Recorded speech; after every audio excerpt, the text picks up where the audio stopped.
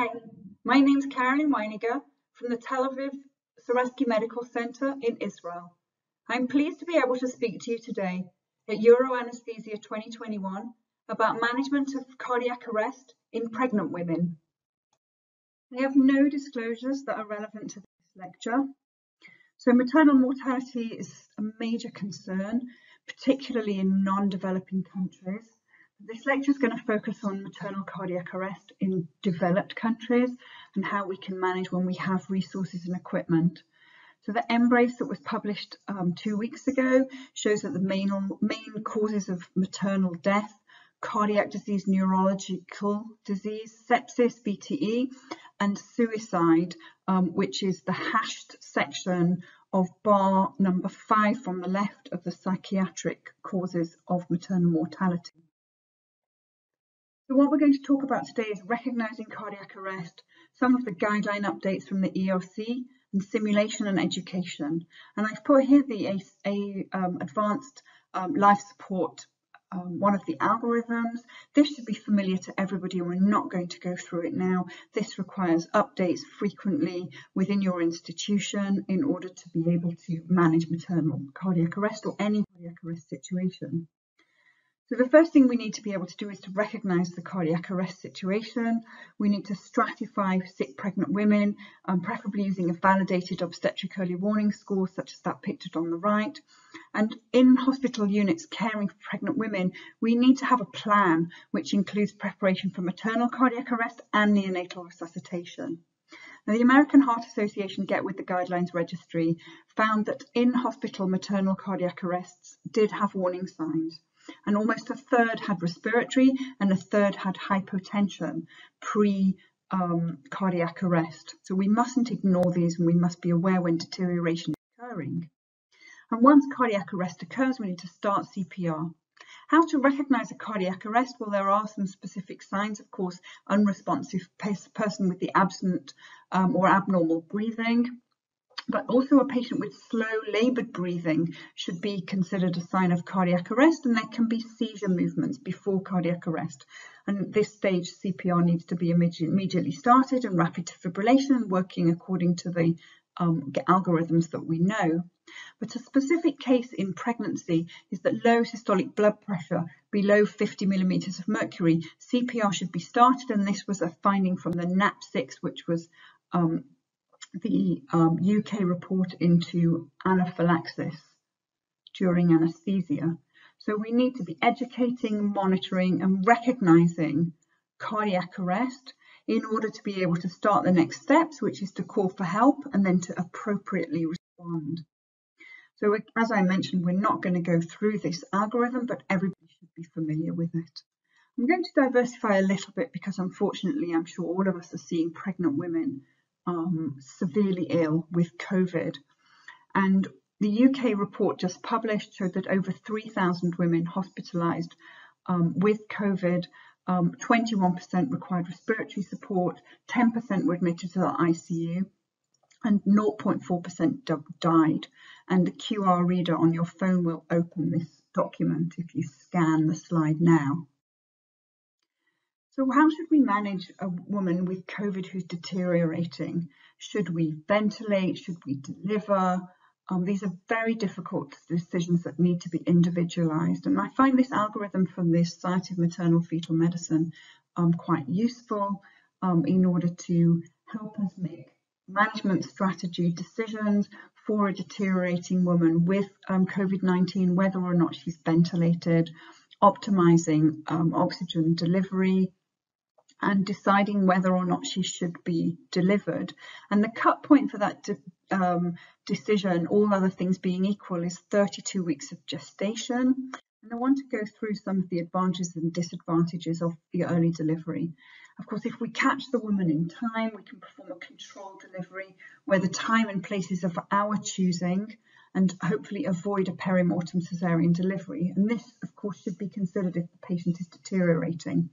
And the advantages are that we'll remove the physiological demands of pregnancy, and it can limit the impact on the intrathoracic pressures and volume, which is particularly relevant in critical pregnant illness. On the other hand, we may decide that we don't think that the lung mechanics are going to be significantly improved by delivering. And if delivery is considered based on severe hypoxemia, there are other strategies, including proning and ECMO, that might be relevant, particularly if we're below 30 to 32 weeks. But of course, if we want to avoid a perimortem cesarean delivery, then delivery is a strategy that should definitely be considered. And if we don't have all of the available resources in our institution, we may want to transfer the mother. So if cardiac arrest occurs, we need to be performing according to the guideline algorithms with standard CPR. The hands are in the normal place on the sternum with the chest compression rate of 100 to 120 per minute. Avoiding aortocaval compression, there is a description of either a 1- or 2-handed manual uterine displacement. And the important thing is to not tilt the mother or not put her in a lateral position. She must remain supine so that the cardiac compressions are effective. Mechanical compression devices are actually not recommended, and a perimortem cesarean delivery should be considered, prepared and initiated by 5 minutes, which is approximately 2 CPR cycles. And this is one of the very tricky things, if we can initiate extracorporeal life support before the mother arrests and before we have to do cardiac arrest, then we do increase her survival. But finding that exact time when to initiate extracorporeal life support is very challenging.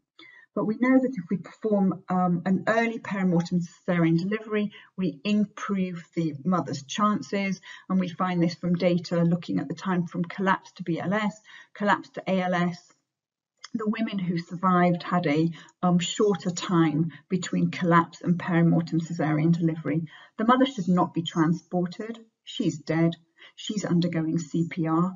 And the best CPR is while she's on the backboard, on the bed, and not being moved, and the delivery should be brought to her. I want to draw your attention to this emergency manual, the obstetric anesthesia one from Stanford. You may be familiar with the regular emergency manual. There's a very nice algorithm for maternal cardiac arrest, and it talks about some of the specific features of maternal cardiac arrest that we should be considering, as well as the H&Ts, the regular reversible causes, anaphylaxis and amniotic fluid embolism, hemorrhage, and I've put here a massive transfusion protocol. The QR code will open that on your phone, preeclampsia and eclampsia, and I've put here 2 QR codes to open 2 documents to managing hypertension in pregnancy. Cardiovascular disease, amniotic fluid embolism. Not all sepsis is COVID, and premature rupture of maternal membranes and all other causes of sepsis may still occur even during the current pandemic. And finally, we're going to talk about simulation and education. Now, obviously, we have to have our training for the ACLS and the ALS as per mandated by our institution, but that's not enough. We need to simulate, we need to train the trainers, and we need to have multidisciplinary simulation. Some of the lessons that we learned from our simulation was it is actually very difficult to identify when the woman who is talking and fine suddenly has a premonition and then she collapses. When do you start the CPR? So I've again put here the signs of to recognise CPR, reminding that in pregnant women, severe hypotension is also requires starting CPR. To remind about manual uterine displacement, it was something that was frequently forgotten. Maternal collapse can occur anywhere in the hospital, but particularly anywhere in the areas where pregnant women are hospitalised, for example, the emergency room and the high-risk departments. There should be a scalpel in the resuscitation cart.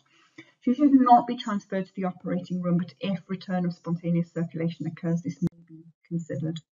So education is a lifelong learning cycle, and we need to all be at the top of our game because these cases occur rarely and unexpectedly. The UK confidential inquiries into maternal deaths estimated the incidence of maternal cardiac arrest to be between 1 in 20 and 1 in 50,000. In the US, this number is higher, 1 in 12,000 deliveries. The US is actually the developed country with the highest rate of maternal mortality. We need to have education, ACLS and ALS training, and to simulate.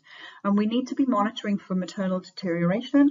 2/3 of cardiac arrest have preceding deterioration, be it hypotension or respiratory. So we need to recognise when cardiac arrest occurs, recognise the unresponsive patient and the severely hypotensive patient. Call for help, which if your hospital has transferred to the European standard, it's now 2222. The response should be normal CPR, regular algorithms that we know for our cardiac arrest management, with the addition of maternal uterine displacement and perimortem cesarean delivery in a timely manner, preferably within 5 minutes. Thank you for your attention. I'd be delighted to answer any questions that you may have.